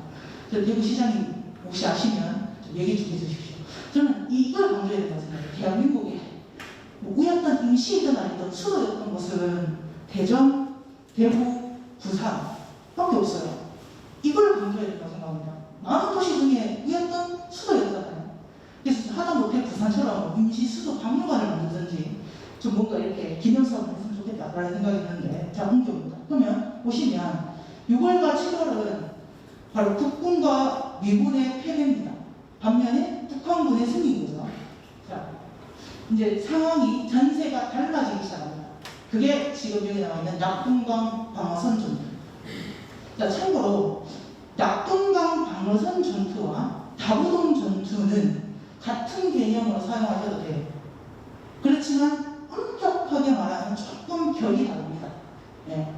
그래서 그 내용은 우리가 다음 주 다부동 전투를 할 때 말씀드리겠습니다. 근데 그 중에서 저는 이 낙동강 방어선 전투라는 용어를 지금 쓰고 있는데, 자, 아까 보시면 7번도로를 안 내려온다고 했죠. 중앙고속도로를 안 내려온다고 했지 않습니까? 그렇죠. 그럼 오늘날 이 경상도 지역에는 북한 사단이 2개 루트를 통해서 내려오는 거예요. 그렇죠. 그럼 당연히 이 루트 막아야죠. 그렇죠. 중앙고속도로 라인이랑 그다음 7번도 라인을 막아야 될 거 아니에요. 그렇죠. 그 다음 또 하나가 뭐냐라고 했을 때, 하나의 라인은 서울에서 수원을 거쳐서 지금 목포로 가는 겁니다. 그리고 또 하나는 대전을 거쳐서 전주, 그 다음에 여수로 가는 거예요. 그럼 이제 이쪽 지역이 이제 전라남도지 않습니까? 그럼 이쪽 지역을 쳐들어왔으면 마지막에 부산을 함락하기 위해서 북한군이 일로 들어오겠죠. 그렇죠. 그러면 당연히 낙동강 하류 지역을 방어해야 됩니다. 자, 그래서 포항을 시점으로 해서 마산, 창원으로 연결되는 방어선이 만들어져요. 이걸 우리가 낙동강이 대부분 흘러가게 되면 낙동강 방어선이라고 부르는데, 그 중에서 유엔군은 이 서쪽 지역을 방어합니다. 낙동강 하류 지역이죠. 자, 반면에 북부는 어디를 방어하느냐라고 했을 때 대구부터 포항까지입니다. 네. 자, 근데 북한의 주력 부대는 어디에 서느냐? 바로 이 7번 라인과 중앙고속도로 라인이 있었어요. 이 지역에 북한의 주력 부대가 있어요. 그걸 보여주는 게, 북한의 군사령부가 어디에 설치되느냐? 안동이랑 김천에 설치됐어요. 그럼 여러분, 대구에서 김천까지 차로 1시간밖에 안 걸려요. 안동까지도 차로 1시간밖에 안 걸립니다. 그러면 지척거리에 북한이 지금 군사령부를 2개나 설치해 놨어요. 그래서 이제 쳐들어오는 거죠. 자, 그래서 이제 이 낙동강 지역에서 55일간 전투를 하게 되는데, 이 낙동강 방어선 전투는 6.25 전쟁에서 진짜 중요한 전투입니다. 사람들이 그냥 사람이 많이 죽었다고 해서 그냥 기념하는 것도 있지만, 이게 왜 중요하냐면 두 국가의 운명을 봅니다. 만약에 낙동강 방어선을 북한이 뚫었다 이하면 남침 통일이 되는 거죠. 국토 완전히 이렇게 되는 겁니다.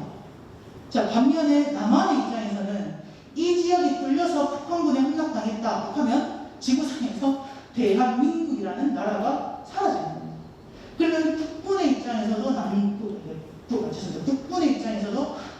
북한군의 입장에서도 사력으로 싸워야 되는 전투지거든요. 낙동강 방어선 전투입니다. 근데 여기에 북한군이 주력 부대를 이 낙동강 방어선에 배치한 이유가 있어요. 이게 뭐냐? 제가 아까 말씀드렸잖아요. 자, 소련군과 북한군은 한국전쟁이 일어났을 때 한 달 만에 한 달 만에 점령하기로 했지 않나요? 근데 실제로 지금 한 달이 지났어요. 6월 25일 시작했으면 7월 24일 끝나요. 한 달이잖아요. 근데 낙동강 방어선에 내려오는 날짜가 어떠냐? 8월 1일이에요. 그쵸? 자, 그러면 이제 북한의 개혁이 틀어지기 시작한 거죠. 한 달 안에 못 일어났으니까. 근데 중요한 건 뭐냐? 여러분, 8월 15일이지 않습니까? 고대에서 다가오는 8월 15일. 뭡니까? 우리 민족에게 가장 중요한 날. 바로 광복절이죠. 그래서 김일성이 목표를 바꿔요. 지령을 내립니다. 야, 8월 15일까지는 무조건 부산을 함락해. 이렇게 내렸어요. 그럼 김일성 지령을 수행하려면 북한군 입장에서는 뚫어야죠. 그래서 아까 말씀드릴 때 무려 24,000명 이상이 죽었던 이유가 그만큼 이 전쟁이 중요했기 때문이다 라고 보시면 됩니다. 자, 드디어 여러분이 잘 아시는 그 전쟁입니다. 바로 북한군의 우세가 드디어 남한군의 우세로 넘어가는 작전. 여러분은 일명 인천 상륙작전으로 알고 있지만 공식 명칭은 여기 나와 있는 크로마이트 작전입니다. 네, 이거는 크로마이트 작전과 관련된 대표적인 사진들입니다. 자, 여기서 보시면 자, 이 크로마이트 작전에 참전된 병력은 75,000명. 상당히 많이 참전을 했죠. 자, 그 다음 함정은 261척입니다. 자, 그럼 이제 이 병력과 함정은 어디서 하느냐? 대부분의 미국에서, 죄송합니다. 일본에서 왔습니다. 일본. 그리고 또 하나가 어디냐라고 했을 때 대만. 그래서 대만과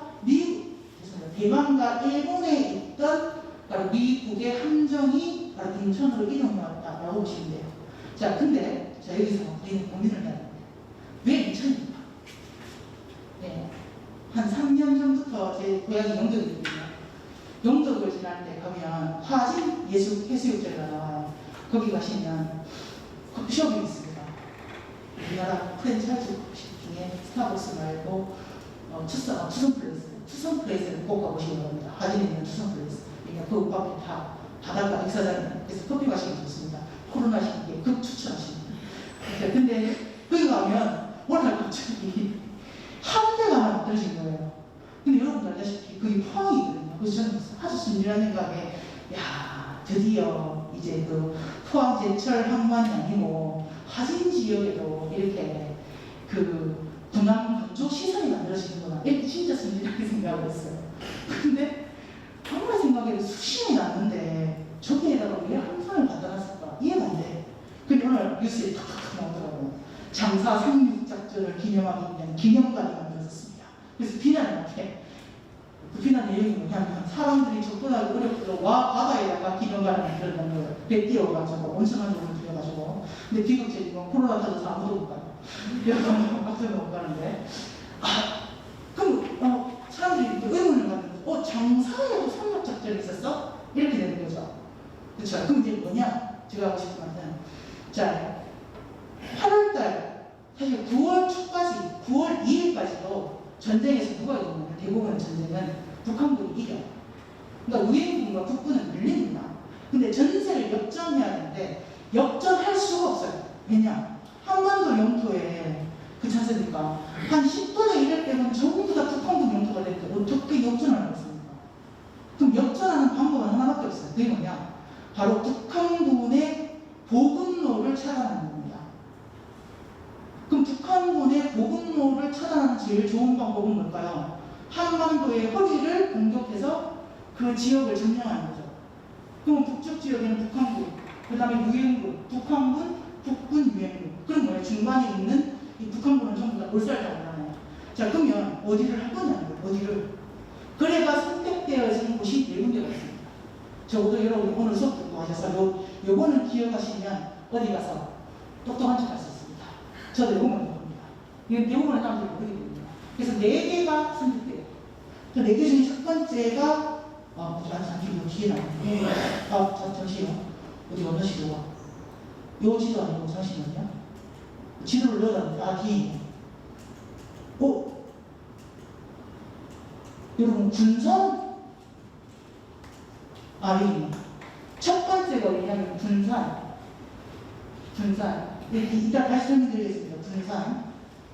첫 번째가 남포, 두 번째가 인천, 세 번째가 군산, 네 번째가 김문진. 이 네 개를 상륙작전 지역으로 선택했습니다. 이 네 개 중에서 선택되어진 게 어디냐? 바로 인천입니다. 인천. 알겠죠? 여기까지 다 기억하시고 다시 위로 올라와서. 자, 그럼 이제 인천입니다. 근데 미군이 인천 상륙 작전을 할 걸 누가 파악했냐? 중국이 파악했어요. 마오쩌둥이. 그래서 마오쩌둥이 김일성에게 전화를 합니다. 야, 유엔군이 인천 상륙 작전을 지금 준비하고 있다. 그러니까 북한의 주력 부대를 인천으로 보내는 게 나을 것 같아. 라고 조언을 했어요. 근데 그걸 무시한 게 누구냐? 바로 김일성입니다. 그래서 인천 상륙 작전이 성공할 수 있었어요. 자, 그래서 미군은 인천 상륙 작전을 하기로 결정을 했고, 9월 15일에 드디어 바로 인천 상륙 작전을 새벽에 하는데, 자, 중요한 게 이 한국 전쟁은 제공권을 확보해야 된다고 말씀드렸잖아요. 그래서 어떻게 되냐? 북한군의 눈을 돌리기 위해서 격투기를 이용해서 상륙작전이 어디에서 일어나는지 모르도록 혼란을 조성합니다. 그래서 어떻게 되냐? 마량도, 삼척, 장사, 인천, 군산 이 지역에 격투기를 보내서 대규모로 폭탄을 떨어뜨려요. 그리고 난 뒤에 인천으로 상륙합니다. 근데 이게 그러면 북한군이 다 이 지역에서 방어하면 되지 왜 안 했어요? 라고 했을 때 이게 유엔군이 전쟁을 하는 가장 보편적인 방법이었기 때문에 이곳에서 상륙작전이 이루어질 거라고는 북한군이 예상을 못했어요. 미군은 전쟁을 할 때 우선 본인들이 선택한 고지나 지대가 있잖아요. 그러면 그 지대 반경 5km, 10km 안에 미리 격투기를 가지고 2, 3일 동안 폭탄을 계속 투하시켜요. 그럼 왜 되겠어요? 산이 민둥산이 되는 거죠. 그리고 그 폭격 중에서 인민군이 엄청나게 많이 뭐하겠어요? 죽겠죠. 그럼 찰상이 대부분 됐단 말이에요. 그리고 난 얘가 아니냐? 전차와 함께 사람들을 보내서 무탄전을 벌이는 거예요. 이게 보편적인 전쟁의 방식이에요. 그러니까 폭탄을 이렇게 띄우니까 미군이 맨날 하는 거를 오늘 또 하나 이렇게 생각을 한 거죠. 그런 상태에서 이제 세 갈래로 인천을 상륙합니다. 하나는 월미도로 상륙합니다. 이게 그린존, 그 다음에 블루존, 레드존 이렇게 세 개의 갈래를 통해서 인천을 상륙했습니다. 그리고 인천 상륙 작전을 상징하는 그림이 바로 이 사진입니다. 사다리가 있죠, 사다리. 그리고 지금 군인들이 이 사다리를 건너서 넘어가고 있잖아요. 이게 왜 그러냐? 사실 여러분들 알다시피 미국의 수뇌부는 인천 상륙 작전을 반대했어요. 반대하게 되는 5가지 이유가 있는데 그 중에 4개가 자연 조건 때문입니다. 그 중에 첫 번째가 조속 관만의 차가 크다. 그다음 두 번째 수심이 얇다. 세 번째 배가 지나가는 길이 좁다. 그리고 길이 하나밖에 없다. 또 하나 뭐냐면 제일 중요한 게 높은 해수벽이에요. 그래서 바닷물이 들어오지 않도록 방파제를 만들어가는 거죠. 근데 그 방파제의 높이가 9m. 사람이 어떻게 9m를 넘어가겠어요? 수백 명. 아까 말했잖아요. 군인 수가 7만 5천 명인데 7만 5천 명이 어떻게 9m의 방파제를 만들겠습니까? 불가능하잖아요. 그래서 어떻게 되냐? 미리 사람을 보내서 방파제의 센치를 재요. 그리고 그걸 막 9m인 걸 알아가지고 일본에 가서 철제 사다리를 만든 겁니다. 9m를 넘어갈 수 있는. 그래서 이걸 함정이 싣고 와서 보트에서 내려서 지금 넘어가요. 그래서 이게 없었다면 인천 상륙작전이 그렇게 쉽게 성공했지는 않았을 것 같습니다. 자, 근데 이제 여기서 이 인천 상륙작전을 성공에 이끈 사람은 그 유명한, 여러분 모두 다 아시는 그 유명한 이분이죠. 바로 메가더입니다. 메가더. 대단한 위대한 군인이고, 제가 봤을 때는 미국에는 메가더 박물관이 있습니다. 군인이 한두는 게 아닌데 메가더 박물관이 있는다는 거, 미국 안에서도 이 사람을 전쟁 영웅으로 인정해 준다는 거죠. 그런데 보시면 이 사람은 이격을 이루어집니다. 자, 이 사람은 2차 세계대전에서 상륙작전을 50회 이상 실행했는데 모두 다 성공했어요. 그러니까 상륙작전의 기재가 뭐냐면 바로 메가더입니다. 그리고 메가더는 미 군정 3년 동안 군정청 청장을 했던 사람이에요. 그러니까 우리나라의 정세에 대해서 잘 알고 있는 미군 수뇌부 중에 한 명이 누구냐? 메가더입니다. 그리고 6.25 전쟁 이후에 유엔군이 형성되었을 때 유엔군 총사령관이 누구냐면 메가더예요. 그리고 이 사람이 1946년 9월 달에 미군이 한반도에 들어올 때 군함을 이끌고 한반도에 들어옵니다. 이때 메가더가 군함을 이끌고 왔던 곳이 어디냐? 인천입니다. 그럼 다른 말로 하면 인천의 지형지세에 대해서 당시 미군 중에 가장 협업한 지식을 가졌던 사람이 누구라는 겁니까? 바로 메가더입니다. 그래서 이 메가더가 다른 군 수뇌부가 반대했음에도 불구하고 강력하게 주장해서 인천 상륙작전이 성공하게 되었다라고 보시면 됩니다. 자, 참고로 이 당시에 참전했던 사람들은 누구냐고 하지 않고 유엔 참전국가는 병력 지원이 16개국, 그 다음에 의료가 5개국, 그 다음에 물자재정 지원이 38개국, 총해서 59개국입니다. 상당히 많죠. 유엔 국가 중 59개국 이상이요. 4분의 1 이상이 한국전쟁에 직간접적으로 관련되었다는 걸 알 수 있죠. 자, 그래서 우리가 이제 강대국이어서 지금 이분들한테 보답을 하고 있죠. 이런 건 국제사에서 좀 필요한 거죠. 자, 그럼 아까 돌아와서 이 인천 상륙, 인천 말고도 여러 곳이 있다고 했잖아요. 이게 지금 그 미국이나 소련이나 모든 국가는 국비 문서가 있지 않습니까? 그래서 한국 전쟁과 관련되는 국비 문서가 일부 공개가 됐어요. 근데 그 중에 인천 상륙 작전과 관련되는 국비 문서 이름이 100입니다. 이제 인천 상륙 작전과 관련되는 문서가 발견되었는데 그 문서 하나 중에 하나가 100이라는 게 있었어요. 그 100은 상륙 작전과 관련되는 기본 계획입니다. 그래서 안이 4가지가 있어요. A, B, C, D. A 남포, B 인천, C 군산, D 중원지입니다.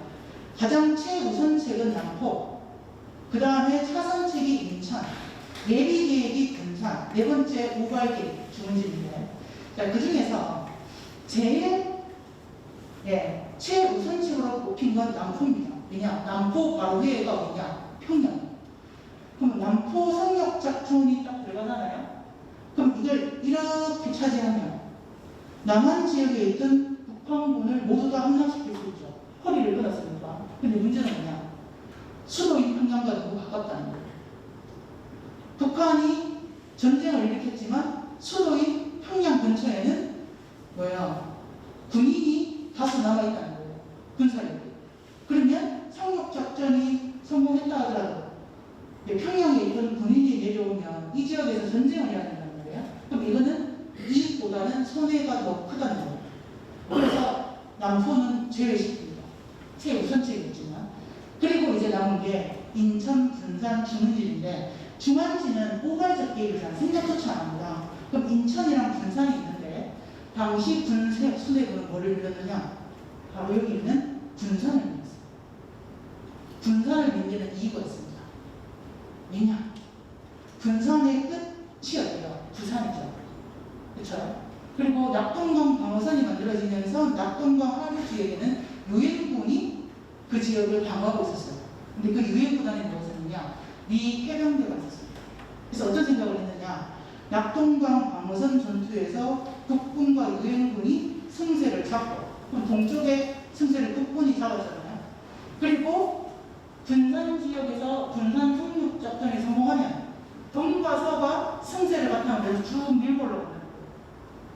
생각해보면 이게 합리적이잖아요. 전쟁에서 제일 중요한 건 승세였잖아요. 근데 이제 문제가 있어요. 그 문제가 낙동강 방어선 전투는 8월 공세, 9월 공세라는 게 있어요. 아까 말씀드릴 때 김일성이 8월 15일까지는 부산을 국토 완성하라고 얘기했다고 했잖아요. 그래서 8월 공세와 9월 공세를 했는데 그거 다 누가 이겼느냐? 결국은 북한군이 이겼어요. 그러니까 낙동강 방어선에서 유엔군이 전투에 진 거죠. 그러니까 못하는 거. 이겨야 가능한데. 그럼 남는 곳이 어디 있습니까? 인천이에요, 인천. 근데 인천은 아까 말씀드린 것처럼 이 많은 문제점을 갖고 있어요. 이 많은 문제점이 여기 나와 있습니다. 보시면 되겠습니다. 이걸 아까 말씀드린 것처럼 선택한 사람이 바로 메가더였습니다. 그리고 이 메가더의 작전이 성공을 한 거죠. 그쵸? 자, 그리고 드디어 뭐하느냐? 역전을 펼치기 시작합니다. 그래서 9월 28일에 서울 수복 작전이 성공했습니다. 그래서 한국전쟁이 일어난 지 3달하고 3일이 지나서 드디어 남한의 수도인 서울을 다시 함락하게 되었습니다. 그럼 이제 여기서 뭘 해야 되느냐? 전쟁을 끝낼 수 있는 첫 번째 기회가 온 거예요. 그렇잖아요. 수도를 못 찾았습니다.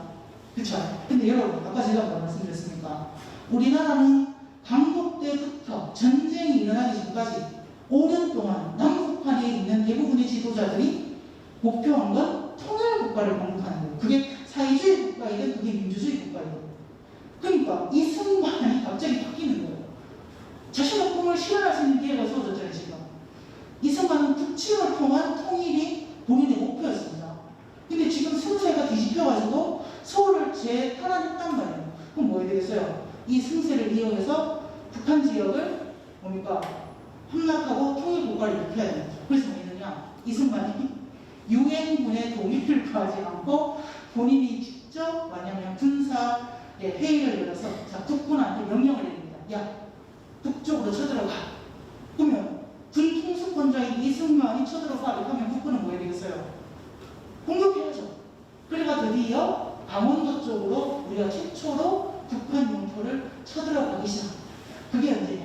바로 이게 나오는 10월 1일. 자, 그럼 충격적인 거 보세요. 이 전쟁에서 승세가 얼마나 중요한 걸 보여줍니다. 10월 1일 날 처음으로 38선을 넘었는데 10월 9일, 18일 만에 어디를 일성했습니까? 평양을 일성했습니다. 그러니까 북한 수도를 함락한 거예요. 오늘날 항해도 일부러. 그렇죠? 그럼 여기서 전쟁을 먼저 썼어요. 두 번째. 왜? 여러분 알다시피 국제전에서는 수도를 함락하면 게임 끝이에요. 그렇잖아요. 그러면 수도를 점령하고 난 뒤에 다시 전력을 가다듬으면서 전쟁을 하면 되는데 여기서 뭐하냐? 더 올라가는 전쟁을. 자, 그럼 이것이는 우리 이 10월 19일 정말 주목해야 돼요. 왜냐? 자, 10월 1일에 국군이 그리고 유엔군이 38선을 넘기 시작하면서 중국이 미국에게 전화를 합니다. 야, 넘어오지 마. 넘어오면 우리 중공군 참전할 거야. 라고 계속 협박성 얘기를 합니다. 근데 그걸 뭐냐면 미국과 유엔군이 무시한 거죠. 그럼 뭐였느냐? 10월 19일 날 평양을 함락함과 동시에 이날 중공군이 드디어 한국전에 개입했습니다. 그래서 다시 한번 한국전쟁의 전세가 바뀌는 게 바로 이 평양 일사단이다라고 보시면 됩니다. 그리고 아까 말씀드린 것처럼 1교시에 자, 그래서 이 국군이 얼마나 많은 지역을 대한민국 영토로 확보했느냐라고 해서 여기 보시면 1950년 11월이 되면 압록강 최북단, 소위 말하는 아까 보신 것처럼 백두산 일대를 제외하고는 전부 다 우리나라 영토가 있어요. 11월 달에 거짓말 못해가 중공군이 들어오지 않았다면 우리는 1950년 11월 달에 통일국가가 됐습니다. 그리고 미국도 목표를 정했어요. 12월 24일, 이거 설보가 있거든요. 12월 25일까지 북한을 모두 다 점령한다. 이거 12월 25일 무슨 날입니까? 크리스마스잖아요. 그래서 12월 25일 축복받은 날 북한 지역 모두를 점령하고 통일국가를 입한다라고 유엔군도 생각했어요. 근데 그게 띄어지게 되는 게 아까 말씀드린 것처럼 바로 뭐다? 바로 이 중공군의 개입이다라고 보시면 됩니다. 참고로 여기 보시면 중공군이 개입된 건 참고로 이게 되게 우리 한국전쟁과 관련해서 사료가 많이 남아있고 그게 정확한 정도라고 생각하는데 그렇지 않아요. 그 대표적인 게 중공군입니다. 중공군. 그러니까 중공군은 중국 입장에서는 10만 정도가 참전했다고 해요. 근데 뭐 유엔군이나 미국군 입장에서는 60만 정도가 참전했다고 해요. 근데 지금 죽은 사망자는 90만 명이에요. 중공군이 한 90만 정도가 죽었답니다. 제가 아까 남북한 다 합쳐가 130만 명, 국군 62만, 그 다음에 그 북한군 64만이 죽었다고 했잖아요. 그만 130만 된단 말이에요. 거의 우리나라 군인 죽은 수의 3분의 2가 중공군이 죽은 거예요. 그래서 중공군의 정확한 투입 인원은 중국도 모를 겁니다. 그래서 그냥 저는 이제 유엔군에서 들고 온 60만을 적었습니다. 60만이면 엄청난 군인이 지금 들어온 거죠. 자, 그래가 여러분이 아시는 것처럼 이 흥남 철수를 계기로 바로 북한 지역에 있던 국군과 유엔군은 다시 남한 지역으로 오게 됩니다. 그래서 이 유명한 사진이죠. 북한군이 중공군이 지나가는 거. 이게 아까 말씀드렸던 서울이 3일 만에 북한군에게 함락하는데 결정적인 역할을 했던 이 전차입니다. 서른째 전차. 자, 그래서 전쟁은 언제쯤 되면 이게 일단락되냐면, 죄송해요. 시간이 5분 지나가지고 너무 죄송해요. 5분 안에 끝내보려고 노력할게요. 정말 죄송합니다. 12시에 50분 내고 마쳐야 돼요. 다음 주에 자세히 할까요? 네, 그래서 근데 우선 누가 하는 것까지 해야 되는 거예요. 또 해놓고 나머지 부분은 다음 시간에 조금 자세히 설명드릴게요. 여기 가서 아주 마음 품고 다시 들어와서 여기 아까 제가 되게 유명하게 설명을 드렸는데 이게 되게 중요해요. 1950년에 일어난 장진호 전투. 대부분 다 못 들어보셨을 거예요. 네. 북한이 10월 19일 날 평양이 함락당했다고 했잖아요. 그리고 김일성이 임시 수도를 강계로 잡아요. 평안북도 강계. 근데 그 강계와 가장 근처에 있던 도시가 여기 나와 있는 장진호입니다. 장진호. 그래서 아까 말씀드렸잖아요. 이 미국 해병대는 미군은 12월 25일에 이 강계를 함락하면서 전쟁을 끝내려고 했던 거예요. 근데 그 강계 바로 앞에 있던 장진호에서 바로 미 해병대가 중국군의 발목이 섰습니다. 3일간 미 해병대 3,000명이 몰살당했어요. 여러분, 그냥 군인이 아니고 미국에서 전쟁 제일 잘하는 해병대 대원이 3,000명이 있었습니다. 그러니까 엄청나게 많은 군인이 이 장진호 전투에서 죽임을 당했어요. 그러면서 유엔군이 결정적으로 드디어 남쪽으로 퇴각하자라고 결정을 내린 거예요. 그래서 뭐가 이루어지느냐? 흥남철수가 이루어집니다. 흥남철수. 그리고 그 흥남철수에 보시면 다 피난민이에요. 여기에 뭐하느냐라고 했을 때 북한군인 20만 명이 함께 올라오게 했다라고 보시면 되겠습니다. 자, 오늘은 1950년 흥남철수까지 하고 7번은 다음 주에 제가 말씀을 드리도록 하겠습니다. 자, 그래서 오늘 수업을 좀 정리를 하면 우리는 이제 한계를 꼭 기억해야 돼요. 그 한계는 한국전쟁은 1950년 6월 25일에 일어났지만 실상은 강복과 동시에 통일국가를 건국하기 위한 다양한 움직임이 있었고 그 중에 하나가 전쟁으로 나타났다. 그게 바로 한국전쟁 6.25다라는 걸 기억하시고 6.25 전쟁은 표면상으로는